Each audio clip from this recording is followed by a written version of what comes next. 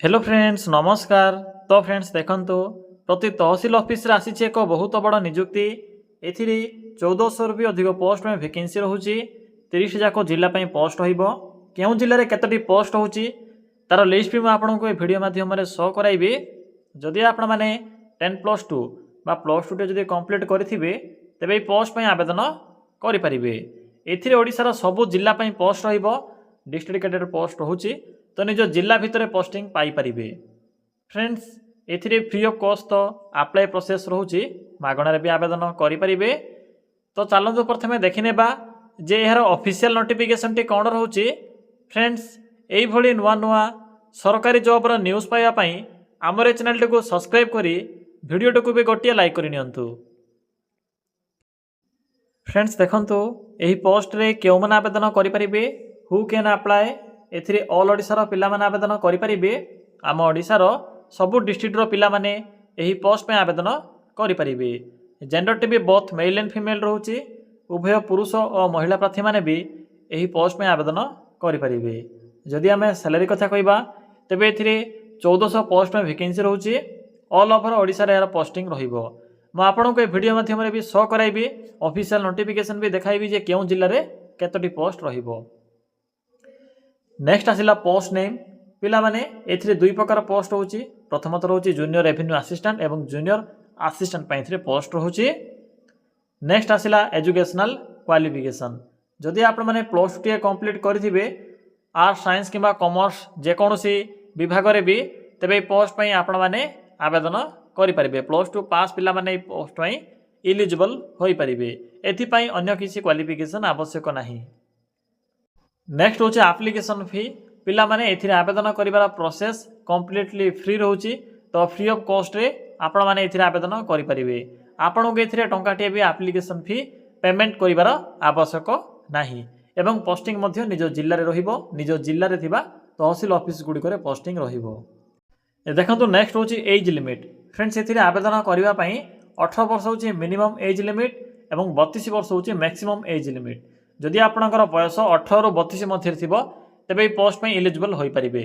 बाकी OBC SC ST और PWD category पिला मानकु एथिरे एज रे अतिरिक्त सुविधा भी प्रोवाइड करा जिवो। देखंतु पिला माने ए होछि से नोटिफिकेशन पीडीएफ। ए पीडीएफ रे डिस्ट्रिक्ट वाइज वैकेंसी रो लिस्ट भी मेंशन अछि। देखि पाथुबे vacancy for junior revenue assistant and junior assistant in district cadre.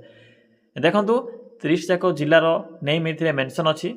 केउ जिल्ला रे केतोरी पोस्ट होइबो तार लिस्ट भी एथिरे लेखा जाइछि। तो टोटाल एथिरे 1400 ରୁ भी अधिक पोस्ट में वैकेंसी खाली रहउची। केउ जिल्ला रे केते पोस्ट होइबो जेहेतु एथिरे जिल्ला वाइज पोस्टिंग रहउची आपण माने चाहिले अन्य कोनसी जिल्ला रे भी आवेदन करि परिबे।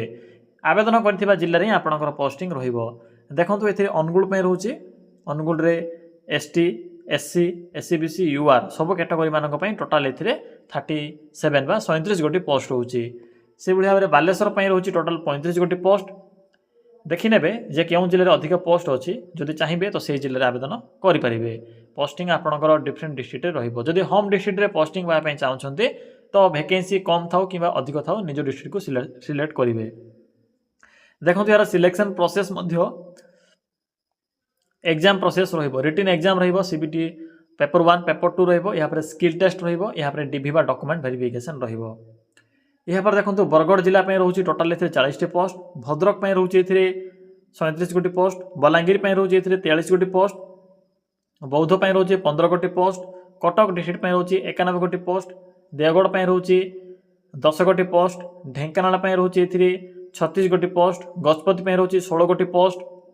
जगतसिंहपुर जिला रोचे 17 गोटी पोस्ट। जाजपुर रोचे 37 गोटी पोस्ट। झारसुगुड़ा डिस्ट्रिक्ट में रोचे 48 गोटी पोस्ट। कलाहांडी डिस्ट्रिक्ट में रोचे 54 गोटी पोस्ट। कंधमाल में देखो कंधमाल डिस्ट्रिक्ट में रोचे 42 गोटी पोस्ट। केन्द्रापड़ा डिस्ट्रिक्ट में रोचे 53 गोटी पोस्ट। पिला माने जानि नियंतु जे केउ डिस्ट्रिक्ट केते पोस्ट होची। यह द्वारा आवेदन कला समय आपन को सहज हेबो जानि परिबे जे केउ जिल्ला रे हाईएस्ट वैकेंसी रोची से वैकेंसी को आधार करी आपन माने आवेदन करि परिबे।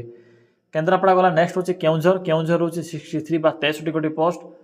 खोर्धा डिस्ट्रिक्ट रोचे 22 गोटी पोस्ट। कोरापुट डिस्ट्रिक्ट रोचे 106 गोटी पोस्ट। मालकानगिरी डिस्ट्रिक्ट रोचे 39 गोटी पोस्ट। मयूरभंज रोचे 110 गोटी पोस्ट। नेक्स्ट होची नवरंगपुर नवरंगपुर रे मध्य देखंतु कतोटी पोस्ट होची